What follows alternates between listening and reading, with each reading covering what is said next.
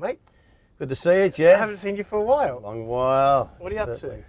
I'm up to everything at the moment in my life. Yeah, I'm a chairman of a mining company now, and redeveloping my old club, Balmain Lease Club, and the sites surrounding it. So bringing up 2 beautiful kids still, and that's probably the most important and biggest priority of all. One, Benny. Yeah. Benny, the brawny. Yeah. Rugby player extraordinaire. 2, Benny, the businessman. Well, look, it's funny, up. Geoff. Yeah, look, it's How do you do that? How do you change like that? Well, you don't. The greatest thing that I was ever educated was sport, and no matter what sport you play, whether it be league, AFL, soccer, rugby, it really didn't matter. The principles were all the same, and I was very fortunate at the age of 10 that I had 2 very, very good coaches who were very successful businessmen in their own right. But it was, and they related everything to sport and business were very, very similar. And in sport, when you do something wrong, you get penalised, and the same thing happens in the workforce or in life. And you work hard. There's no substitute for hard work. I don't care what you say. I mean, there's no special formula. There's no magic lotion you rub on your face 3 times a day that's going to make you successful. It's hard work, and that's the biggest formula or the biggest secret to success. And my hard work is I was educated, from the moment I could walk and talk. My father, my mother, they brought up 7 children over from Lebanon, and they worked 3 jobs around the clock. I mean, where are the people today? You see no one these days who are bringing up 7 children and working 3 different jobs. And back then, the good Australian way was the harder you work, the more you got rewarded. Yeah. It seems like today, the more harder you work, the more you get penalised. But back then, I saw my father work like 18-hour days, and I suppose that's called hard work. Yeah. And whatever sphere you're in, whatever job, sport, you've got to be the first one there and the last one to go home, and that's called hard work. And you've got to be able to sacrifice all the. I mean, when I was growing up at the age of 18 and 21, the 21st birthday parties, and I wanted to play football so badly that I had to sacrifice and say no to those things, and that's called hard work. I mean, saying no to those things is bloody hard. Yeah, yeah. So what about the times? Because there must be times, where you go, I just can't do it. I don't want to do it. I want to have a life, or I want to do other things. What keeps you focused in those moments? Look, I don't know. Is it genetic? No, it's not genetic. I mean, look, you've got to have ability, and I think you've got to work out within yourself what your ability is. Yeah. I mean, what am I good at, or what do I really enjoy doing? And once you find what you really enjoy doing, then you just power at it. I mean, I loved football, so I worked so hard at football, and I wanted to be the best in that sphere. But in the workforce today, I promise you not, I never wake up in the morning and say, oh my God, I've got to go to work today.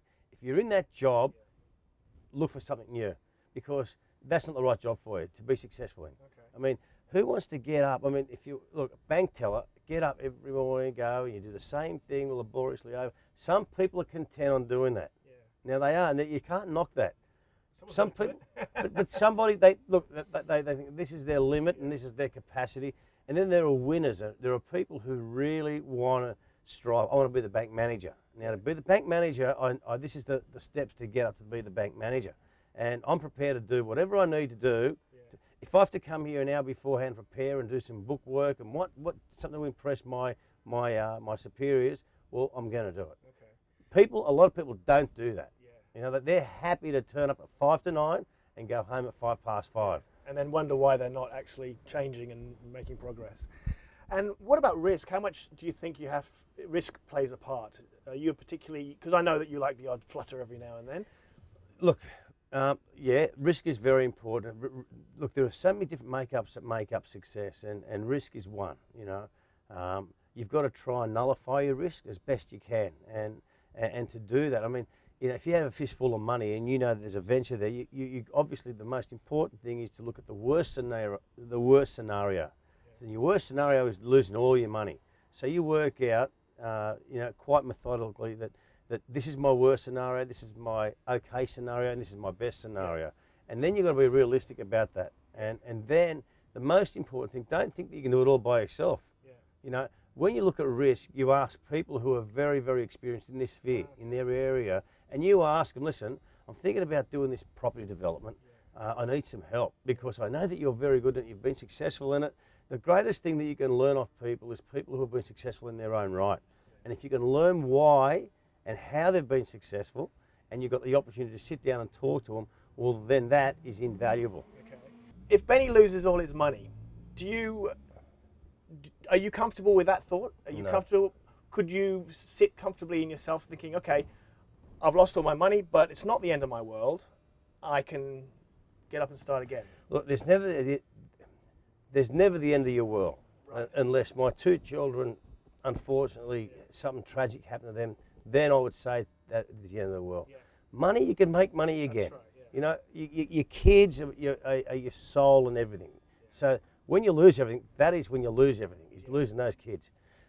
So fortunately enough, they're around still. And money, if I lost all the money, I can make it again. Okay. And what do?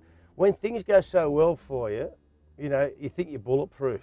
And this is where we see such big disasters around the world. Big multi-billion-dollar companies go disastrous. The one tells the world, the Ansett Airlines, HIH. Yeah. I mean, these people thought they were bulletproof, and yet there was disaster. Yeah. They lost everything. They went bankrupt. And, you know, you have a responsibility.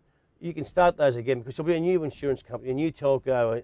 They'll start those again. You can start that again. Yeah. But when you have to start that again and you think you've lost everything, you've got to go back to the very, very basics.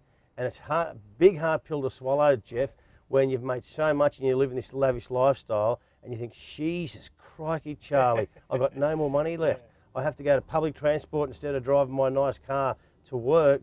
I have to go to... But you have to be able to be strong enough to adapt to that, and that's where it all starts and finishes. If you have a strong core, now what do you do, or if anything, to strengthen your core? Like, some people might call it spirituality, some people might call it the inspiration within, whatever it is that you might call it.